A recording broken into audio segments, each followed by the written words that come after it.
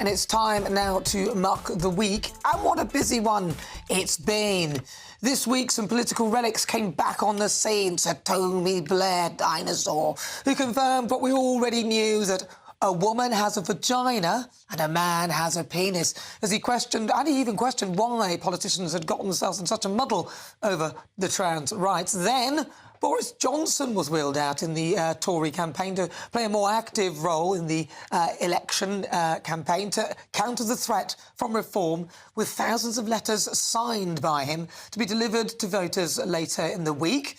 And then, of course, we had question time where leaders faced the public. Scary stuff. Liberal Democrat leader Sir Ed Davey admitted that the public had punished his party for their broken promise on tuition fees back in 2015. I understand why your generation lost faith in us. It was a difficult government to be in.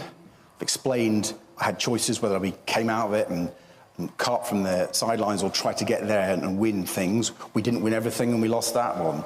And we got punished at the 2015 election. I lost my seat along with most Liberal Democrats, actually.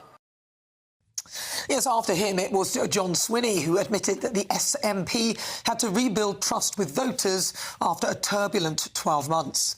It has been a turbulent time, and I'd be the first to accept that and to admit that. So my party's asked me to lead it through this election campaign and beyond the 2026 parliamentary elections to essentially do two things. To first of all, rebuild trust between the electorate and the Scottish National Party, and I've always worked throughout my political life to build trust and confidence with the electorate that have chosen me. And secondly, to provide the direction that's necessary in the Scottish Government to change people's lives. Then it was the turn of Labour leader Sir Keir Starmer, who was challenged about his past support for Jeremy Corbyn. Just answer this yes or no. When you said Jeremy Corbyn would make a good Prime Minister, did you mean it? Look, he would be a better Prime Minister. Well, look what we got, Boris Johnson. A man who made massive promises, didn't keep them, OK, and then had to leave Parliament in disgrace. Whilst Rishi Sunak faced questions about the Tory betting scandal, this was his response. Well, like you, I was incredibly angry to learn of these allegations. It's a really serious matter. It's right that they're being investigated properly by the relevant law enforcement authorities, including, as Fiona said, a criminal investigation by the police. Yes, very scary, being questioned by the public. They ain't going to let anybody off. And then Christopher Hope got to chat to Sir Keir Starmer here on GB News. You will find in our manifesto is our back-to-work plan. Many people on long-term sickness, we need to get them back into the workplace.